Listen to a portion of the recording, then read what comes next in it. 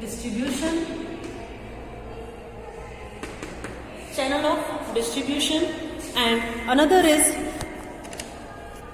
physical movements of goods. Physical movements of goods. Right, इन दो के बारे में हम इन ब्रीफ डिस्कशन करेंगे. First we are going to discuss about the channel of distribution.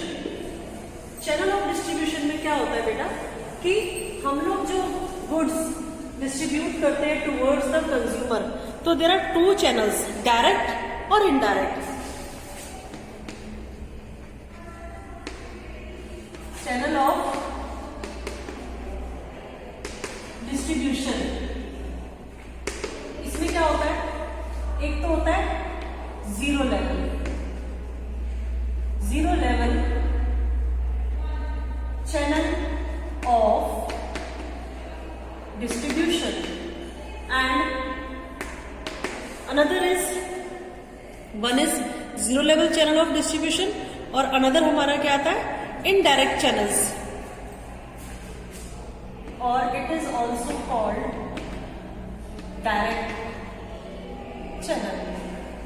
ये हमारा आता है indirect channel. अब क्या है इसमें, अगर फर्म्स डायरेक्टली गुड्स का सप्लाई कर रहे हैं टू द कस्टमर्स, फर्म्स खुद ही, ठीक है ना, as a channel of distribution goods supply करते हैं टू द कस्टमर, बीच में कोई भी मीडिएटर नहीं है, no middle man, no middle man, कोई भी मिडल मैन नहीं होता है, तो that is called channel of distribution. और if in distributing middle man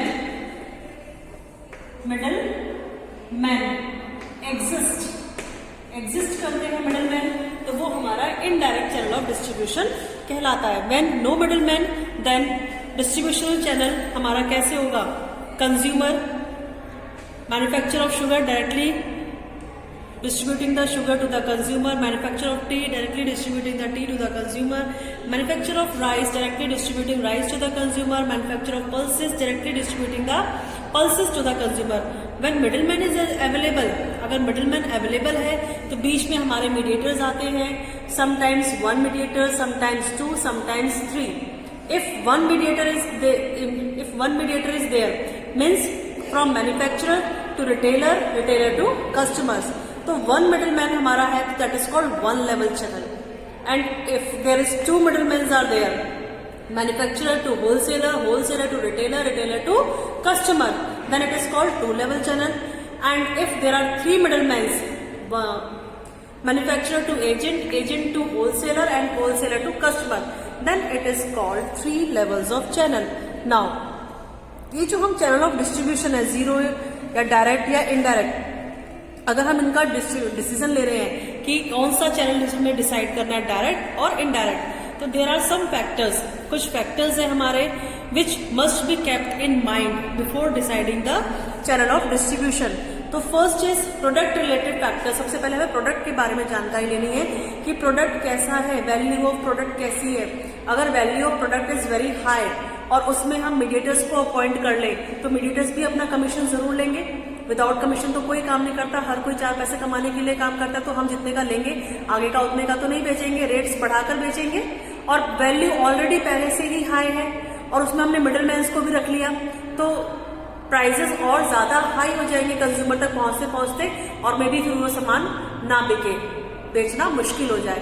तो अगर कोई चीज बहुत ज्यादा महंगी होती है तो companies are trying to sell themselves without any middle man, क्योंकि जब ना मिडिल मैन होंगे ना उनका कमीशन ऐड होगा, ना उसके प्राइसेस और ज्यादा हाई होंगे.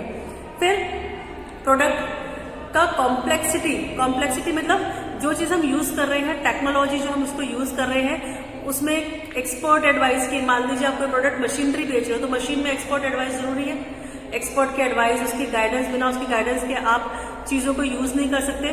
तो इस केस में भी you are able to use direct channel, क्योंकि एक्सपर्ट्स एडवाइस तो आपको डायरेक्टली कंपनी से ही मिल सकती है, तो यहाँ पर भी आपको डायरेक्ट चैनल ही यूज करना है. फिर आता है nature of the product, perishable है या ड्यूरेबल है. अगर पेरिशेबल प्रोडक्ट है जिसकी लाइफ ही 1 या 2 दिन होती है बस, दैट्स इट, तो उस कंडीशन में भी डायरेक्टली क्या करता है, जो मैन्युफैक्चरर है directly sell the goods to the consumer, directly fresh items consumer तक पहुंच सके और वो उसे परचेज कर सके। अगर वो फ्रेश नहीं रहेगा, बेकार हो जाएगा, तो उसको nobody want to purchase. But middle man रखने में तो टाइम लग जाएगा ना, मिडिल मैन होलसेलर से रिटेलर पर आया तो इट टेक्स टाइम 2 और 4 days।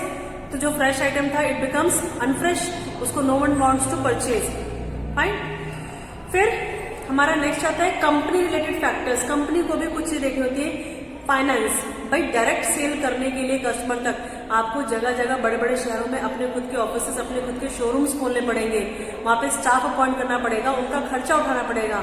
तो अगर आप फाइनेंशियली इतने स्ट्रांग हैं तो आप डायरेक्ट चैनल का यूज कर सकते हो। लेकिन अगर आपके पास इतना पैसा नहीं है कि आप जगह जगह शहरों में अपने स्टोर्स खोलें और वहां पे स्टाफ अपॉइंट करें, उनकी भी सैलरी पे करें, तो फिर आपको इनडायरेक्ट चैनल ही सूट करेगा।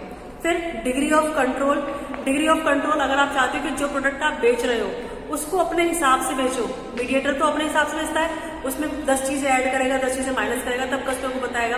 इफ यू वांट कि no one interfere in the sale of product of your company, तो फिर आपको डायरेक्ट ही सुटेबल है। लेकिन आपको कोई फर्क नहीं पड़ता कि दूसरा बंदा कैसे बेच रहा है, क्या बोल के बेच रहा है, तो you can use indirect channel of distribution.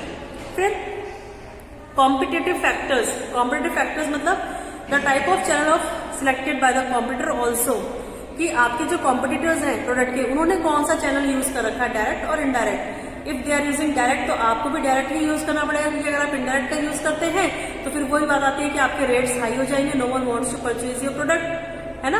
फिर market factor also you must keep in mind, जैसे कि नेचर ऑफ मार्केट, मार्केट का कैसा नेचर है, किस टाइप के प्रोडक्ट्स को प्रेफर करेंगे, डायरेक्ट सेलिंग में उनका क्या प्रॉफिट होगा, मार्केट का साइज कैसा है। अगर मार्केट का साइज बहुत ज्यादा बड़ा है तो आपके लिए डायरेक्ट चैनल का यूज करना पॉसिबल नहीं हो पाएगा, और अगर मार्केट साइज स्मॉल है तो you can easily use direct channel. Geographical concentrations, when the buyers are concentrated in limited area, अगर बायर हमारे कुछ लिमिटेड एरिया में ही है तो उसके अकॉर्डिंग आप कौन सा चैनल यूज करना चाहेंगे, क्वालिटी कॉन्शियस है बायर या क्वांटिटी कॉन्शियस है, ये सब चीजें we have to keep in mind before deciding the channel of distribution. Channel of distribution में हमारे बहुत सारी चीजें आती हैं जो आपको देखनी पड़ती हैं। उसके बाद हमारा फिजिकल डिस्ट्रीब्यूशन आता है बेटा। फिजिकल डिस्ट्रीब्यूशन में क्या है, फिजिकल डिस्ट्रीब्यूशन सबसे पहले क्या, अगर हम कोई चीज डिस्ट्रीब्यूट करना चाह रहे हैं, कंज्यूमर तक पहुंचाना चाह रहे हैं, तो ऑब्वियसली जहां सामान बनता है वहीं तो कंज्यूम नहीं होगा, पूरे इंडिया में भी कंज्यूम हो सकता है और ऑल ओवर वर्ल्ड भी सप्लाई हो सकती है। तो उसके लिए सप्लाई करने के लिए first we are receive order. तो first part is order processing. Order processing means it means the time and steps involve, कितना टाइम, क्या स्टेप्स है इसमें। आप सबसे पहले कस्टमर से ऑर्डर लेते हैं, फिर ऑर्डर को कंपनी में लिखवाते हैं, फिर सेल्समैन ऑर्डर को लिखवाने के बाद कंपनी में, कंपनी वाले जो उनका चार्ट चेक करते हैं कि जिसका जहां से भी ऑर्डर आया उसका क्रेडिट चार्ट तो नहीं, कुछ उधार तो नहीं है, स्टॉक कितना अवेलेबल है, कितना और बनवाना पड़ेगा, ये सब चीज चेक करने के बाद they are start packing the goods. फिर दे आर डिसाइड कि कौन सा ट्रांसपोर्टेशन यूज करना है, बाय रोड और बाय रेलवे। 2 ट्रांसपोर्टेशन के मोड है इंडिया के अंदर। जैसे टी प्लांटेशन है, हमारा जो चाय पत्ती है वो हमारे इंडिया में सिर्फ असम में और वेस्ट बंगाल में होती है, लेकिन उसका कंजप्शन ऑल ओवर कंट्री है। तो उसका हमें ट्रांसपोर्टेशन कौन सा यूज होगा, कोशिश यही होती है कि ट्रांसपोर्टेशन कौन सा यूज करें जिसमें हमें कम से कम खर्चे आए। तो ये सब एडवांटेजेस हमें देखने पड़ते हैं कि किसका कहाँ क्या यूज है। तो rail transport, by road, by air, by pipeline, by water transport, कौन सा ट्रांसपोर्ट आप यूज करना चाहेंगे। कई बार ऐसा होता है कि जो चीज हमने जब प्रोड्यूस करी है वो तभी एकदम नहीं बिकती है, उसके लिए टाइम लगता है। तो अभी फिलहाल तो बन गया, ऑर्डर है नहीं कहीं बिकने का, तो फिर हम उसको कहाँ सेव करेंगे, in the warehouse. Warehouse में फैसिलिटीज होती हैं चीजों को अच्छे से स्टोर करने की, ताकि वो चीजें खराब ना हो। फिर हमने स्टॉक मेंटेन करा हुआ है, क्यों, ताकि स्टॉक अगर हमारे पास रहेगा, जैसे ही डिमांड आए तुरंत हम उसे क्या कर सकते हैं, मार्केट में सप्लाई कर सकते हैं। तो ये सब हमारे पॉइंट्स हैं फिजिकल डिस्ट्रीब्यूशन के। इसके बाद हमारा नया मिक्स स्टार्ट होगा, प्रमोशन मिक्स, वो हम आपको नेक्स्ट वीडियो में शेयर करेंगे। Thank you class.